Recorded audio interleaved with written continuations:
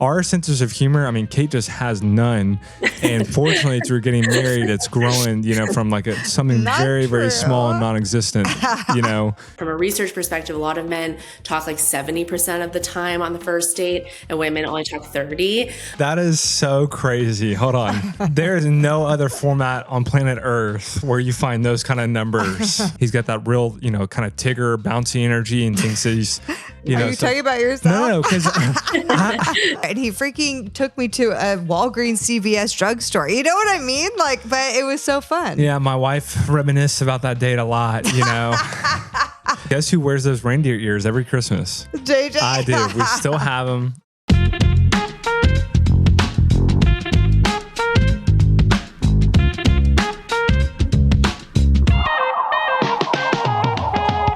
Have you ever been on a first date where you just know within the first 10 minutes, this is not going to be it for you?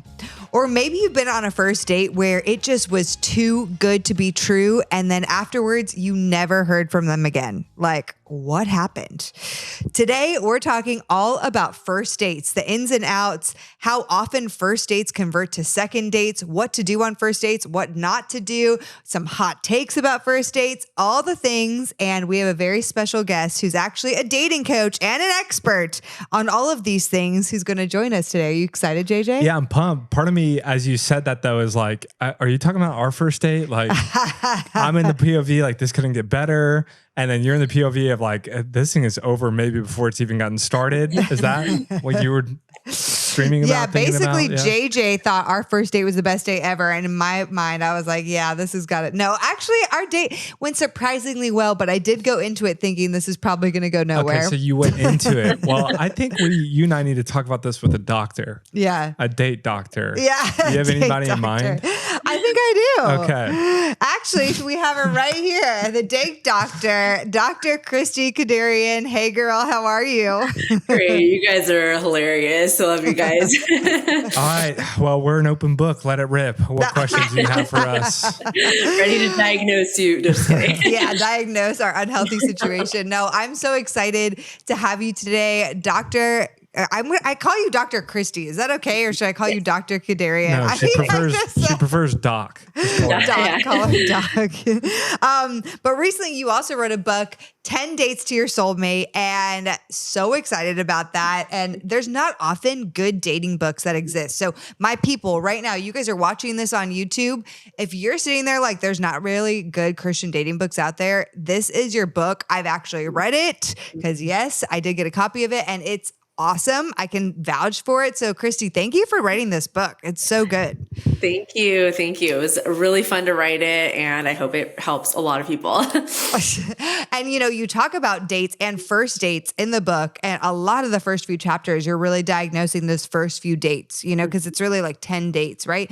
And so I love it. I love the concept, and we're going to dive right into first dates. So let's go ahead and just talk about some of those hot takes, JJ. Yeah. So what we do here in this segment is we give a hot take and you either agree with it or disagree with it and then maybe give an explanation why. How does that sound? I love it. Let's go. Okay. You want to go first? All right. My first hot take is, Christie, are first dates overhyped or are they underrated? They're totally overhyped. Okay. So people put too much into them, or they go into it put too much pressure. Yep. Yeah. Mm-hmm. Expect way too much. Yep. They expect the world and then get disappointed. Yeah. Okay. All right. I have the second one. I'm on a date and for whatever reason, my gut, you hear this a lot. I felt it in my gut that this was someone special, God has marked out for me, or vice versa. And just in my gut, I just had an uneasiness. I didn't feel safe. We didn't connect or have that spark. Mm-hmm. Should we trust our gut or is it deceiving? So I would say for the first date, unless something goes really wrong, then you should always give it a second date, assuming that you've done your pre-date work, which is you kind of know that you're already on the same page with a lot of things. You should always give it another shot. So if you're feeling that gut feeling this could be my person, that's great, but kind of rein it in, hold your horses, say, oh, this is just means I'm having a good feeling and let's explore what happens next. But if you're feeling unsafe for actual reasons, then no need to go on a second date. But if you're just kind of feeling nervous, give it another go. Love that. Always give it a second date. I love that. Okay. Unless there's like a very big glare. He's a Nazi. Yeah. But that's usually not the case. That's the thing, everyone. That's usually not the case. Like out of the number of dates where you're like, I just really feel like truly unsafe with this person. It's very unlikely. Okay. So the next one, the best first date is a 7-hour long date with romance, adventure, sparkles, infatuation, falling in love, and unicorns. That's the best first date. What do you think? Oh no, disagree. Hard no. Wait, what? That sounds like an amazing first date. It sounds like an amazing first date, but then you invested all this time and energy and you have no idea if you're getting a phone call back. So no. No. You weren't on a date. It was so perfect that this person could never in 24 hours ghost me and not respond. I hope so. There are those situations where it works out, but it's definitely the minority. So wait. Is that true? That's the minority, you would say, of those ridiculous, magical... Yeah, I think people can have that feeling, but ultimately the 7-hour thing, dating really needs momentum and you need to know if they're really committed in the long term. So if they're consistent over a period of time, then you know that you're not getting love bombed. It's not just infatuation. But if you're going on that long of a date, it's likely that there's not going to be momentum for that feeling to last. And then you think there's something wrong. Then when on the third date, it's like, wow. Wow. Okay. So good. Okay. Here's one. I'm just pretty unsure about them after the first date, and I don't want to settle or compromise for the person that I want to marry, and I'm not going to go on a second date. Mm-hmm. Well, unsure doesn't mean that you're settling or compromising. So you definitely need to give it another shot and ask yourself, be really clear on what you're unsure about and get that clarity on the next date. So good. I'm just not sure about the spark or the connection. Yeah. Well, yeah. If you're a girl, you got to give it at least 5 to 7 dates. If you're a boy, within the first 2 dates, you can kind of know if there's the spark or connection. Why the difference? Yeah, I think women tend to lead more emotionally, and they're more logical initially, but then later on the emotions catch up. And men tend to kind of know if they have that chemistry early on because of that physical piece is a lot more important for them to build the chemistry, where women kind of need physical chemistry, emotional chemistry, intellectual. They kind of need a lot more to know if there's that connection. That's so for a guy, after 2 dates, if you're not physically attracted, you're probably not going to be physically attracted. Yeah. I'm not. Nothing else can follow. For guys, I'm like, it's okay. I mean, you could keep giving it a shot if you feel like it's getting better, like there's progression, but I'm not going to force it. But for guys, but for women, I would definitely encourage them to keep giving it time. That's good. Okay, my next hot take. I like that. Is it an ick if a guy asks to split the bill? Whoever asked should pay, right? Yeah, on the first date. Yeah. For me personally, it's a little bit of an ick, but I do think that if there are like conversations around it, it's not a complete deal breaker. So I wouldn't say that's reason enough to not give it a second date, but I would say that you might want to, open that tab in your brain and explore a little bit later what their, Would you, as a woman, encourage other women, if a guy does that, to talk about it and bring it up? Not on the first date, but if they keep going on dates and they like the person and there's more, connection, then eventually they should definitely have a conversation around finances. Yeah. Wait, I saw traditional gender roles. Yes, I saw the funniest video. Some random girl, okay, but someone sent it to me. It was so funny. It was this girl's like, "Hey, if a guy on a date asks you to split the bill, this is what you say," and she goes, Oh my goodness. I am so embarrassed right now. I thought this was a date. You just want to be friends. I am so embarrassed right now. Oh my gosh. This makes so much sense. Okay. And then she gets out of her cart. And I was like, that's funny. Wow. That's good. Well, dying. And I also give the caveat that on a first date, I don't recommend a long fancy dinner or anything. Like it should be something really simple. So if they can't cover like a simple $30 thing, then I have more of an issue. But if it's like something else or something extravagant, and it's like, if I am like, hey, let me take you out to dinner. Yeah. What am I saying? Yeah. Like if I am inviting you out to dinner, I think it's kind of like in that format. You're not going on a double date. It's not like, oh, let's hang out and get dinner sometime. It's let me treat you. Yes. Exactly. Right. That's kind of the premise of it. Yeah. But women sometimes, and women I work with, sometimes they're the one that kind of ask or like kind of initiate. So if there's a gray area, then don't be too hard on the guy, because they might be like, oh, I don't, Totally. Well, there's a lot of people screaming at guys to blah, blah, blah, you know, so. Yeah. Okay. If there's no spark or chemistry after the first 15 minutes, it's probably cooked, meaning it's probably not going to work out.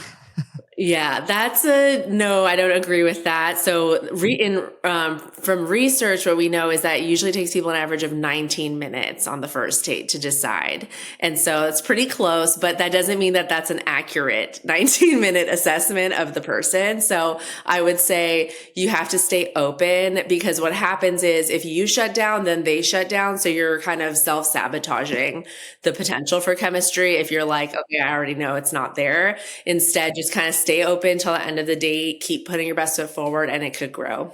So on average, though, I never knew that after 19 minutes into the date, people have decided whether or not they be. Mm-hmm. Yeah, most people. That's why. That's so quick. Yeah, it is. I know.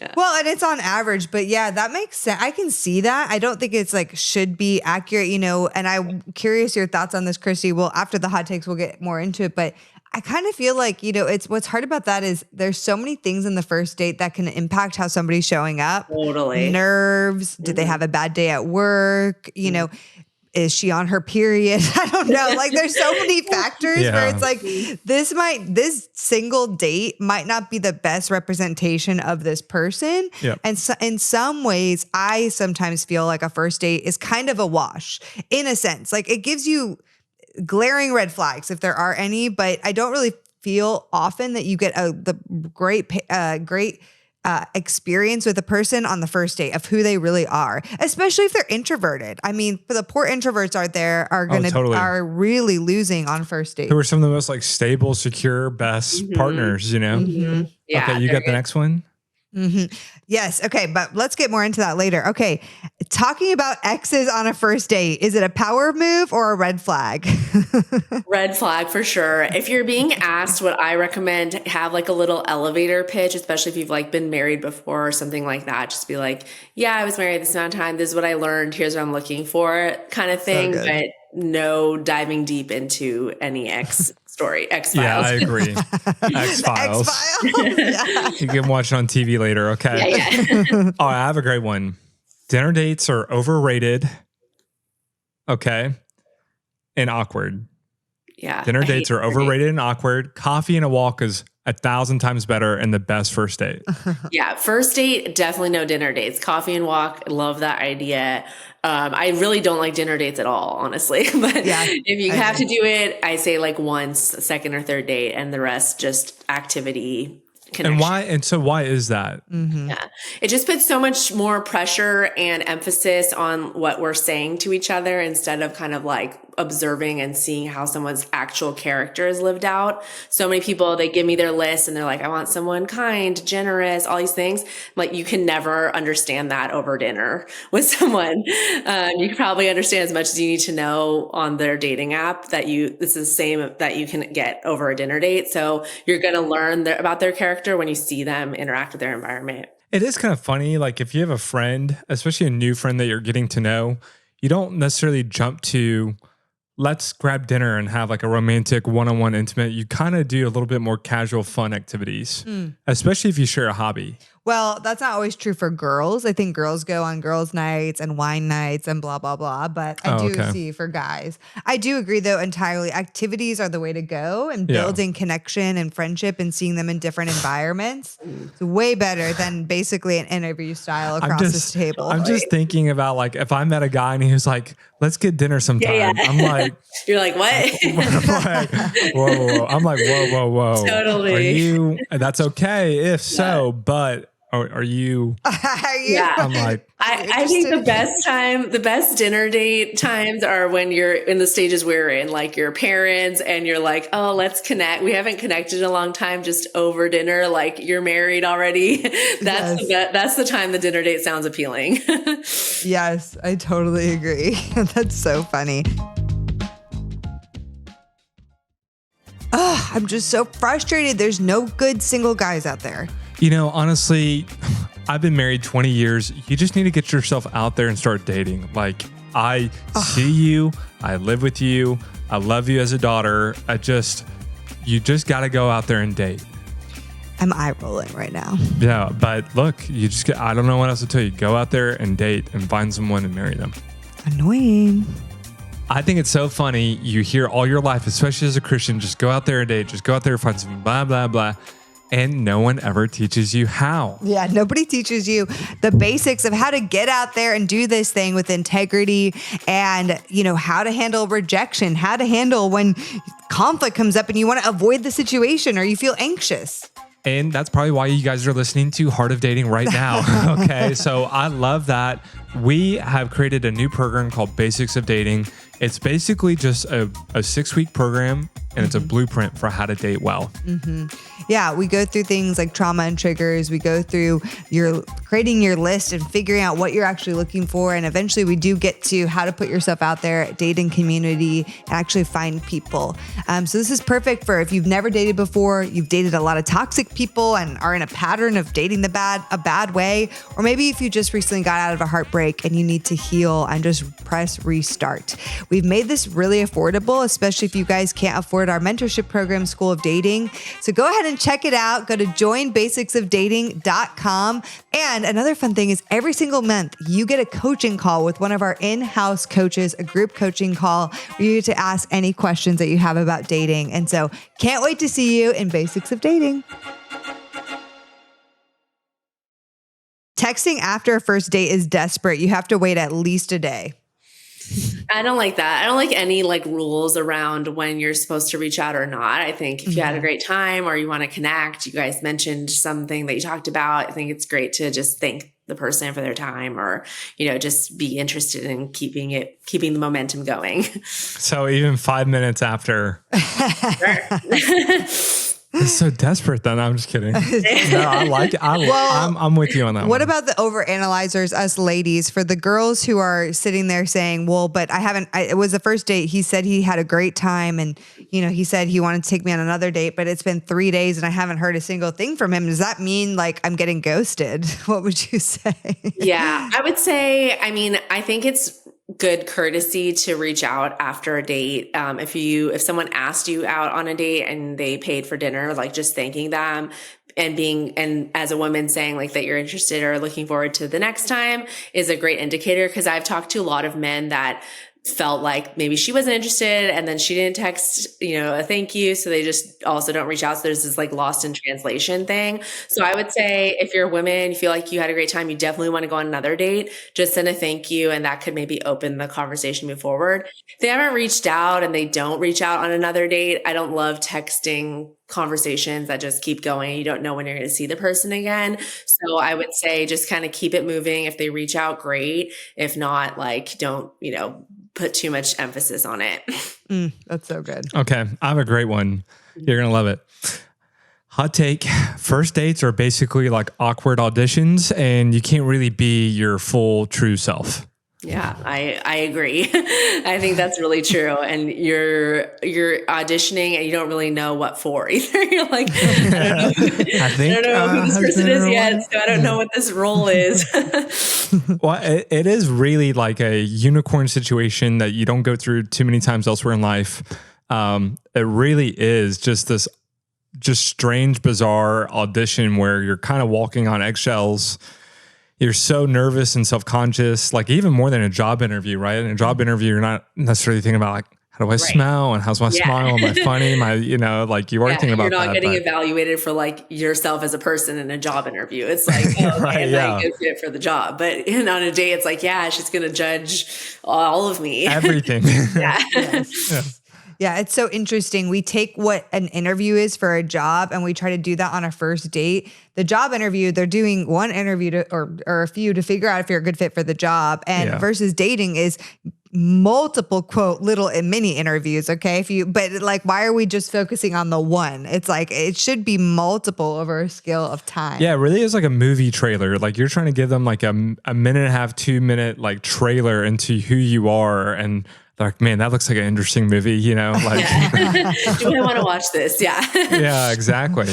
Okay, my next one is bringing up faith or politics on a first date is a must because why waste your time if you're not aligned? Dang. Yeah. I mean, if it's a deal breaker for you, I ideally like to get that information before you're even on the first date because, you know, especially for women, it's like you've invested all this time and energy on your makeup, your outfit and all that. And if you know, like if someone doesn't share your faith or your political background, that it's not going to be a go, then we need that information beforehand, ideally. I mean, you might need to get like some more information about like where they are on their faith journey or like those sorts of things. But I don't think that the first date is the place for that either.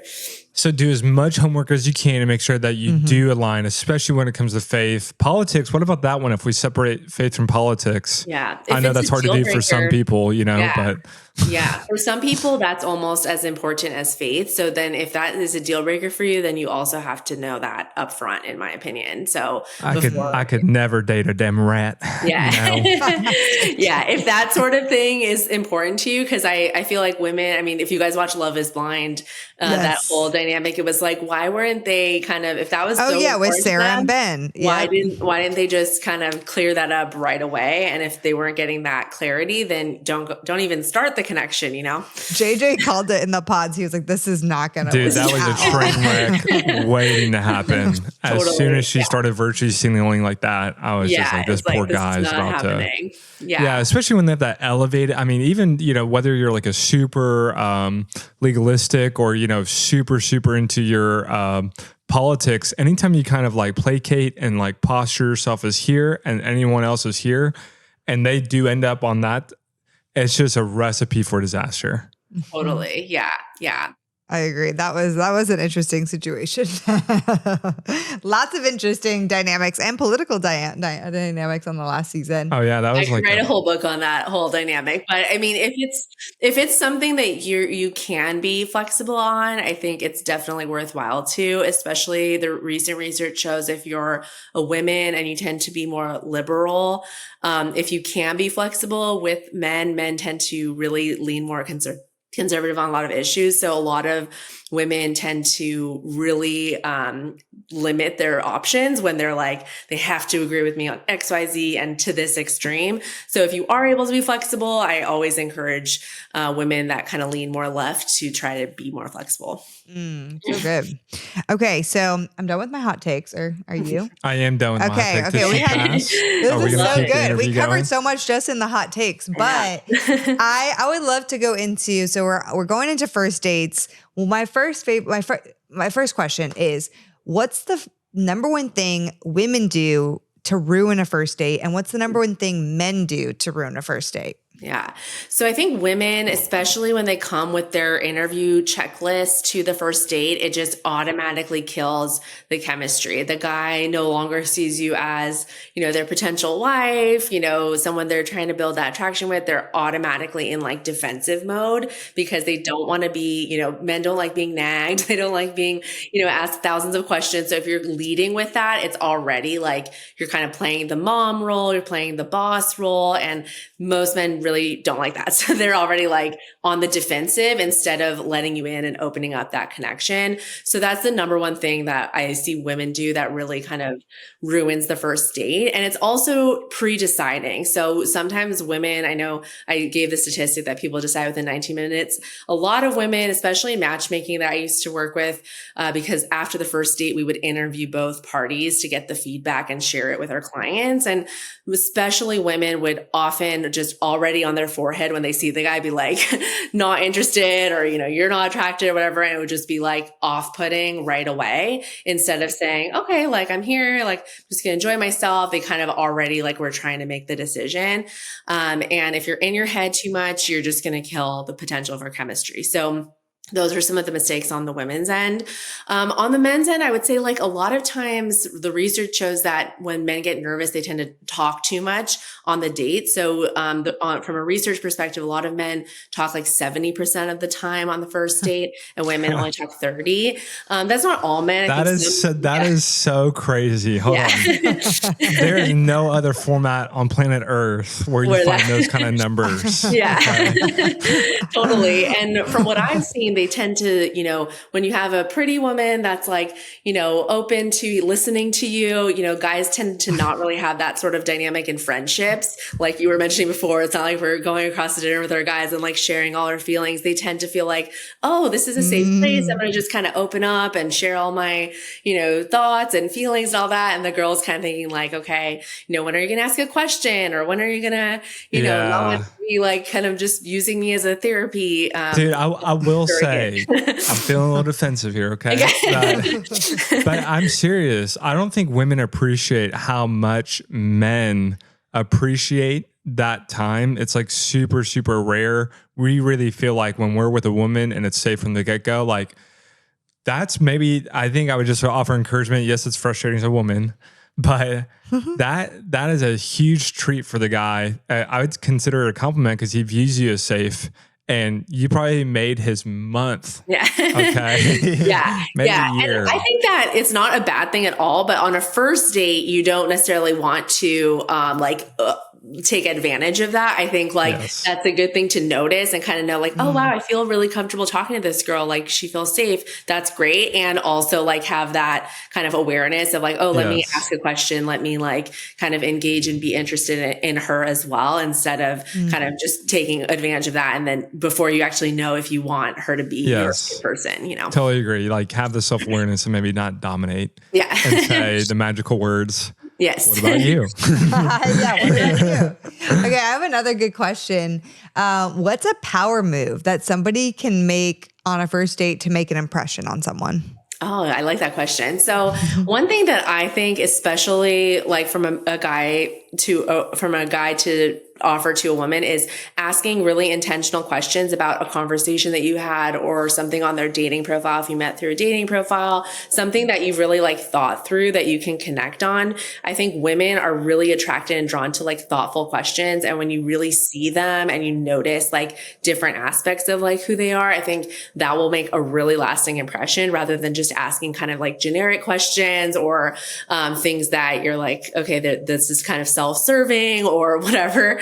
I think if you really kind of go in thinking like, oh, wow, let me get to know this person, be really curious about her world, that will make a very strong, lasting impression. And I think on a women's end, I mean, it's pretty similar, kind of like the dynamic JJ was talking about of like, wow, if I feel safe with this person, like if you're able to keep eye contact and not be distracted, like wherever you are, if you're talking, like if you can make that guy feel like they're the only person in the room and you're not like, oh, okay, like I'm nervous or I'm distracted, I'm kind of looking everywhere. I think that will make them feel so special and respected because men really appreciate that respect. So if you're able to really just like focus and give them that attention, I think it'll really make an impact. Yeah. And I love that tip for the guys too, because it also shows that you can go there, that, a lot of times the most fun guys I hang out with, at the end of the day, sometimes it can just be fun and they're actually not really comfortable going deep and being vulnerable. And so if a guy is showing you on the front end by asking those questions, I think that's a huge green flag. Now, I want to focus a little bit more on the buzzwords of chemistry and connection and spark. We've done whole episodes on that, and I know we can. What exactly is it? Is it overrated? What is it coming from? And how on the first date can we just get out of this? Like, I always call it, it's just such a consumptionary mindset. Like, what can you do for me? How do you fit into my life? It's just so evaluating in a negative way. You see that on Back to Love is Blind in the pods. They're just looking so much for how that person just makes them feel and how well they perfectly fit into their life. Man, it kills me. Yeah. Yeah, I love how you put it. Like, it's like such a consumer culture, like mindset nowadays with dating. And it's like, okay, if we don't have this like spark or this chemistry, and most times people can't even define it, and it's different for every person. You know, a lot of people ask me, I wrote in the book a little bit about like what my definition is, but I really think it's very different for every person. And some people, when I ask them, they're like, I've never felt it. So how can you even know if you don't feel it, if you've never felt it with someone? So it is such an arbitrary thing. But what I really say to focus on first, obviously, you want to be value driven in your dating. So when you're sitting across from someone, you already know that you're aligned in these ways. So you're not kind of looking for some arbitrary feeling to then, you know, lead the relationship. Instead, you're looking for like your similar values, kind of where you want to go in life, those things to move forward. And then the thing that I recommend, if it's hard for you to define that chemistry, or like maybe you felt it, but it was in very unhealthy and toxic relationships in the past, is notice like what helps you feel connected to a friend. Because ultimately when you're marrying someone, that foundation of friendship is what, you know, we know from research, that's the thing that keeps people happy, keeps people in long lasting, healthy relationships, is the foundation of friendship. So this is just a friend that you might also grow in other connection and chemistry with. And if you can sit across from someone and have that feeling of like, oh, you know, I think it's C.S. Lewis's definition of like friendship is like that feeling of like me too. And we know also that if you have that me too feeling, and it's like that similar connection with someone, that's a really great foundation. It's not necessarily that opposites are always the best fit. It's like, if we can have that, oh yeah, we connect in this way, or like this person listens to me, we have this like, you know, I feel heard, those sorts of things, I think is what you should focus on, instead of like, do I feel chemistry with someone? Because it's so arbitrary. And people will tell me all the time, you know, well, I'm not physically attracted to them. But on the flip side, sometimes you have chemistry with people that you're not physically attracted to. I mean, I can't tell you how many times I've worked with women and they're like, this person, you know, I have so much chemistry with this person I just randomly met, but he's like much shorter than the person than the height requirement they have on their list, or like he doesn't look like their celebrity crush. And I'm like, well, you felt it with this person, but you can't even really like define it necessarily. So it's like, it's not very trustworthy metric of if you should continue dating the person. It's just something that you can look back on and be like, oh yeah, now we have this chemistry and synergy once we've built all those other things. Yeah, it's such a finicky, arbitrary word.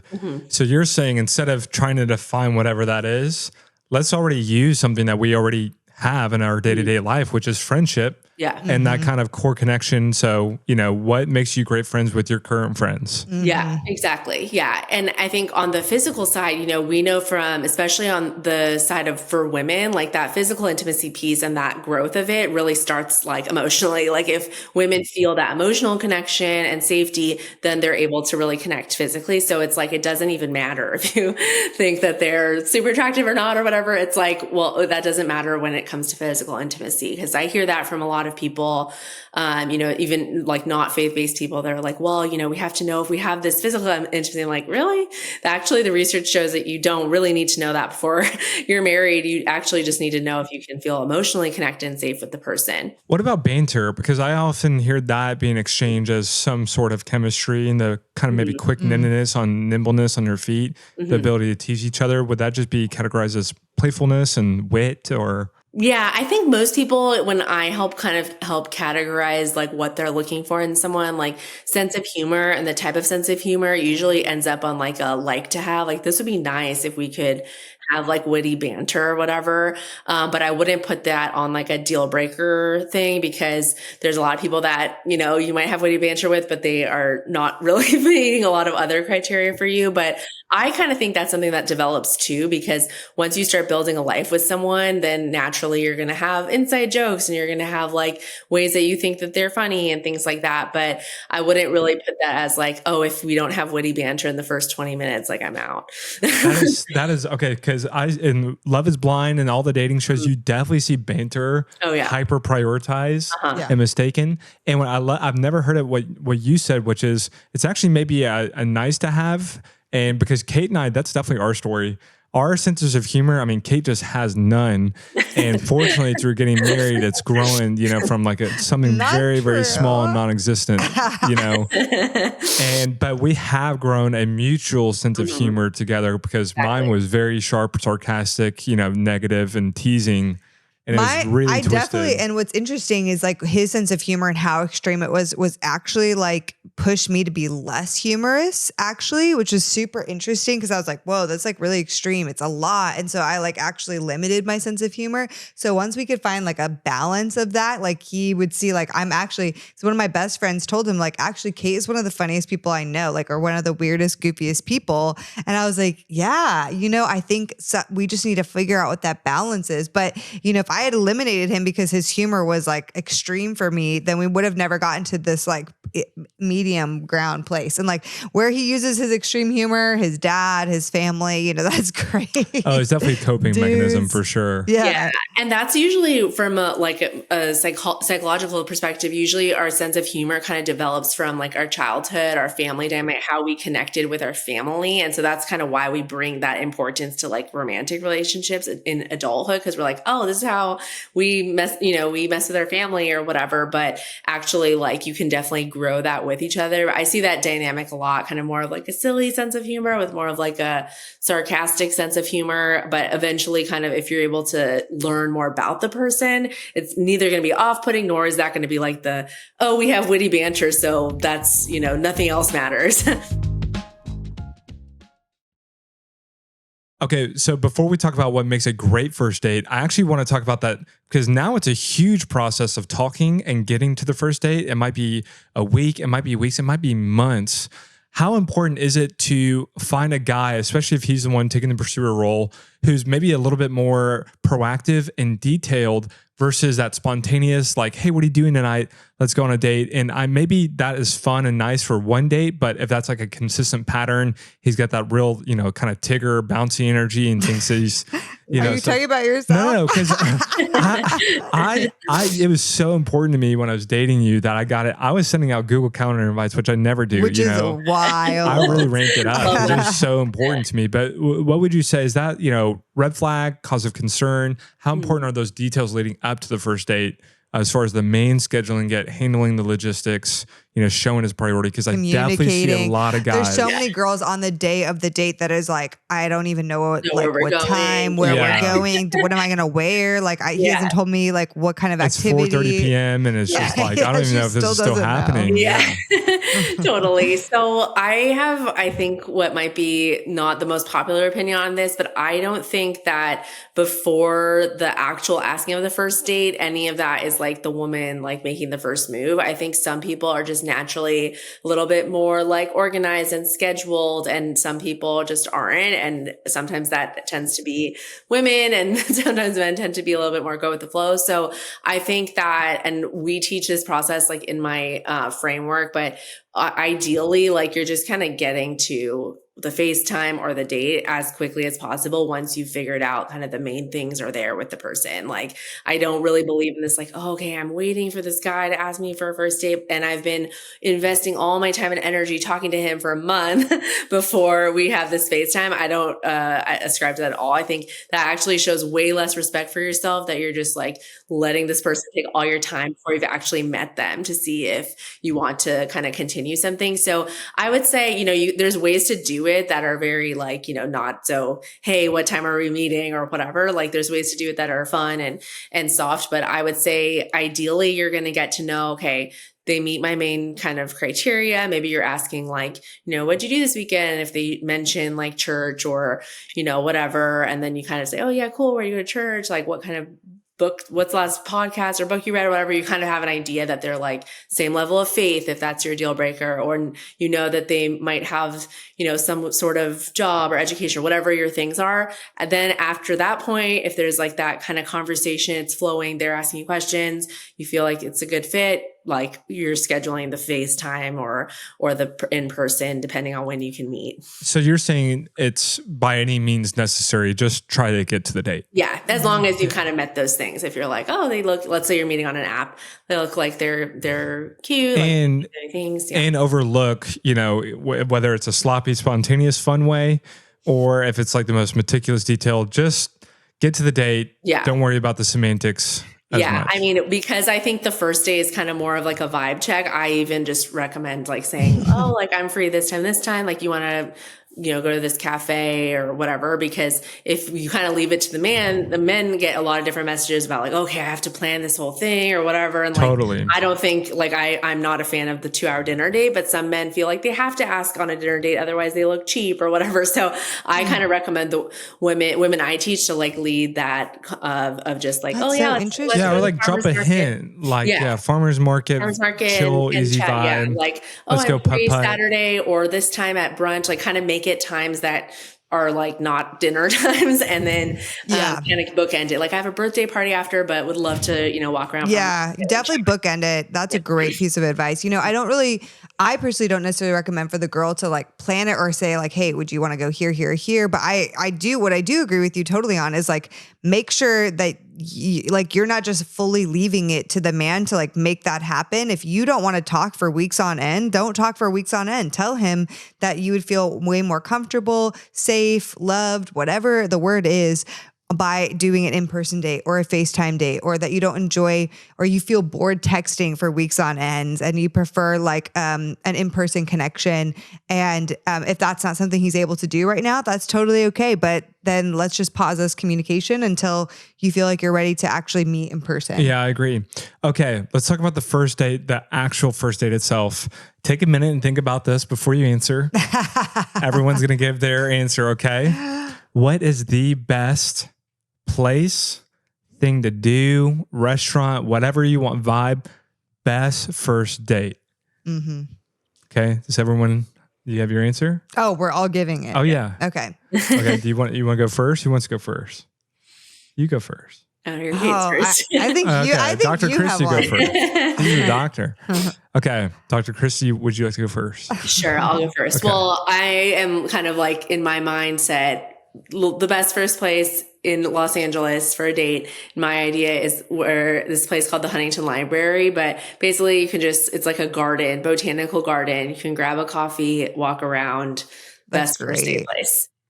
That's awesome. Yeah, well, you didn't have to like use an amazing, beautiful venue now. Put the pressure on. JJ loves a botanical garden. Don't you, I hate. He hates gardens. I hate. Wow, look at that tree. Wow. If you're a guy and you plan that date for a woman, they'll be like, oh my goodness. They'll be definitely impressed. Look at the shape of that leaf. Wow. Okay. All right, you go ahead, Kate. I think a great first date would honestly, so I would say find out a little piece of information about them, nothing crazy, but let's say on their profile, if it's a dating app, they say they love dessert. Okay, cool. So take them to 3 different donut spots and do like a donut tasting or something.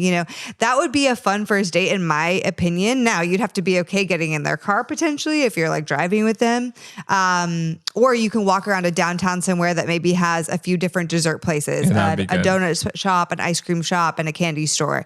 And hey, you go into those 3, you get something from each of those places, and then you try them and you have like a tasting. Yeah, that'd be good. And so you're kind of walking around and trying different things. But to me, I think a tiny bit of thoughtfulness with something a little bit creative. I will also say one of the best first dates I've ever been on, and I always shout this guy out. He's a great guy, still single, but I won't announce him here on the podcast. Anyway, he took me on a date where we pulled up to Walgreens or CVS, and he handed me a envelope with $20 in it, and he was like, "Okay, we're gonna go on a little scavenger hunt."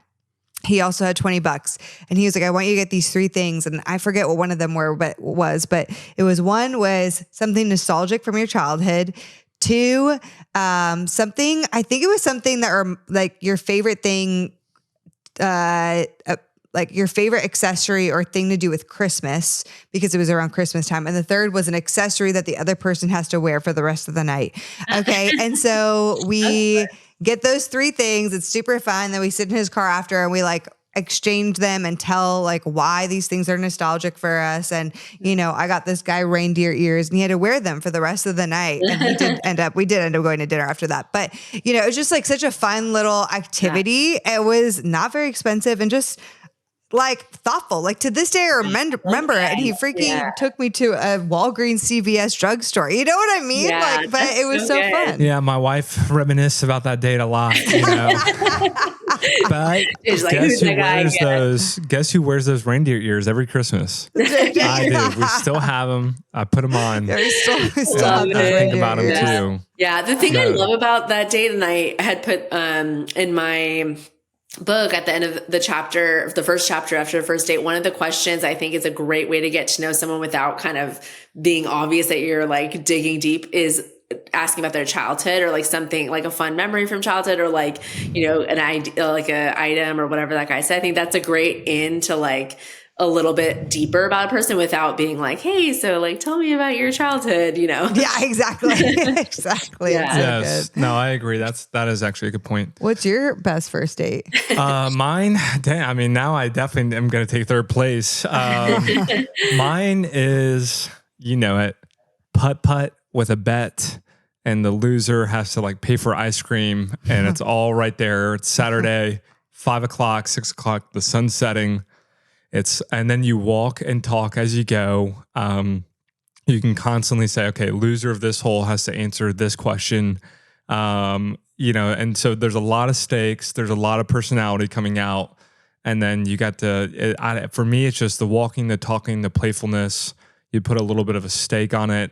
It's good. I just think putt-putt is the best first date ever. That's good. Our co-coach in my programs, she always recommends that. And specifically for women, she recommends that because you can see how people react to like having kids around usually like, and see, you know, if he's like, oh yeah, I love kids. And then he gets like annoyed with like someone runs by your thing or whatever. He's like, oh, this kid's having a tantrum. Like it's like a real life like scenario, but it's still like fun and, you know, kind of Totally. You also see how patient he is. You Like, see how competitive and how maybe yeah, a lot of like they get super frustrated if they're doing really bad and then they're sour and in a bad mood. I don't know. I just do feel like that's a really that good one's one great. to see. And the probably the side of that would be like some kind of activity that's new for both of you. That's challenging because then you really get to see how they handle challenges, something new. Are they open to building a new skill? Are they adaptable? Or are they, you know? Yeah, that's true. Yeah. Okay, my next first date question is, and we'll wrap up here soon because we could talk to you forever about That was a this fast topic, interview. We made it through like so many questions. a quarter of our. But no. Okay, but first date etiquette. What are some of the top first date etiquette for guys and girls that should be considered or prioritized? Yeah. So women have a thing about the door opening thing. So anytime you can do that, I think it's kind of, I feel like in a lot of women's mind is like crystallized as like, this is an example of chivalry.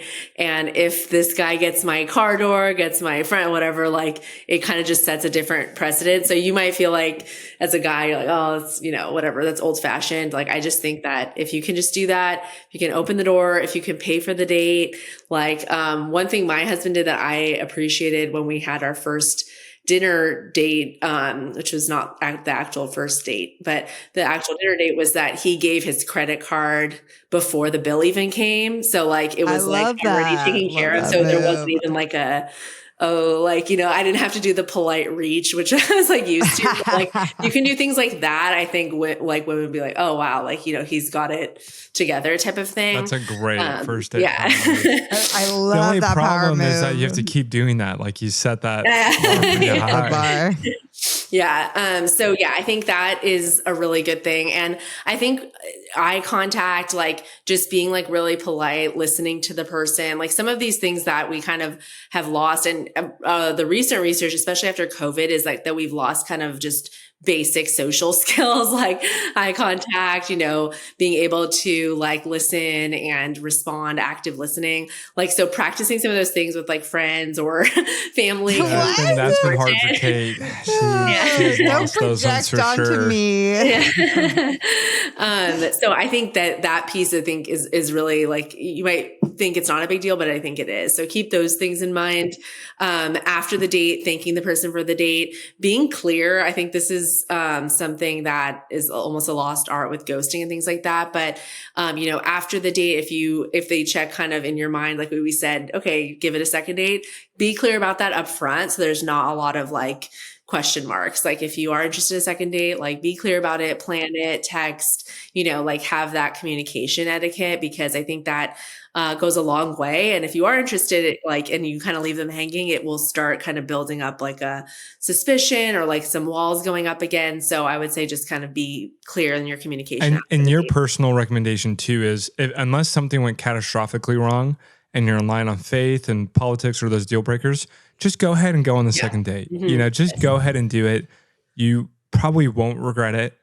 You never know. And there's a good chance that you were overthinking, blah, blah, blah. Now, last question to wrap would be, what's the balance between showing up authentically as yourself on a first date and also, maybe being polite or kind, and I think for someone who has a little bit more of you think about like an Enneagram 8 or a little bit more of a strong personality, they're like, all right, sounds good. I'm like, so should there be any kind of, like that dance? It's kind of like that dance, you know what I mean? Yeah. Yeah. I would say that ideally, like, Brene Brown talks a lot about this. Like, you can be authentic without necessarily like being vulnerable with someone. So you can be like fully 100% yourself, but you don't necessarily have to like, be like, giving people what you would if they were like your best friend. So I think practicing like, okay, how can I show up authentically in certain ways without necessarily allowing someone to be, my safe person before they've earned that is really important, because sometimes we want the emotional connection so much with someone that we're willing to kind of, bypass have they built that trust and have they demonstrated that there's someone I can share all this information with or whatever. So keeping that in mind by setting kind of boundaries around, okay, we're not going to be on a 10-hour date because I know that naturally it's going to get vulnerable. I'm going to be, sharing parts of myself that I don't necessarily think I'm ready to share with someone that I don't know that I trust yet. So kind of going through the process of getting to know someone over a period of time is what helps you kind of be authentic, but also not like get too emotionally attached too quickly before you actually know if someone is that person that you want to emotionally attach to. So good. So good. This was jam-packed with practical advice. And guys, if you want more, follow Christie, the Date Dr. Christie on Instagram. Get her new book, 10 Dates to Your Soulmate. It's so good. You can work with her. I mean, you can tell us what else you have going on. You have a program. Tell us all the things. Yeah, sure. So, I hang out on Instagram mostly, and you can pick up my book. It kind of walks you through the after you've met someone, how to go through that process of knowing, okay, I want to go on a second date, or like, what types of questions do I ask on this fifth date? Or, okay, I want to be in a relationship. Like, how do I kind of go through that? So it's like a practical guidebook that walks you through like the process of just knowing if someone could be your person. And I think it's a great place to start with some of those tips to implement, especially if you kind of fall into certain categories. Like one, if you're really relating to this that I talk about, is called like a one and done dater. So if you notice like you're always going on first dates, but you're never getting to a second date because either you don't get asked or you don't want to, then there's like little practical tips on how to kind of get through that. And sometimes you guys just got to do it so that you retrain your brain to be like, hey, actually, I can get to know someone more deeply and it's not a waste of time. So pick up that book. And then, we have different ways to work with us. I have free trainings, specifically more for women that are kind of in that stage of they really want to, find their person, start a family. Maybe they've built their career, but just haven't figured out how to translate that success into their dating life. So connect with me and happy to help. I love it, Christie. Thank you. The work you're doing is so good. I always learn something when I chat with you too. I'm like, oh, that 19 minutes. I didn't even know that. That's so cool. Thank you. But we love you. This was such a great time and we appreciate you. We'll see you soon. Thanks for having me. The Heart of Dating podcast is created by Kate and JJ Tomlin. Shout out to our epic audio and video editor, Scott Caro. We have an amazing Heart of Dating team who helps bring the show to you each week. I want to shout out Elena Gibson, our brand and community manager. Now, if you guys have never ranked us or reviewed us on iTunes or Spotify, would you consider doing that? It would mean so much because our podcast can get more discovered and more people can learn how to better date as Christians. Don't we all want that? We launch our podcast each and every week on Wednesdays, so we will see you next week.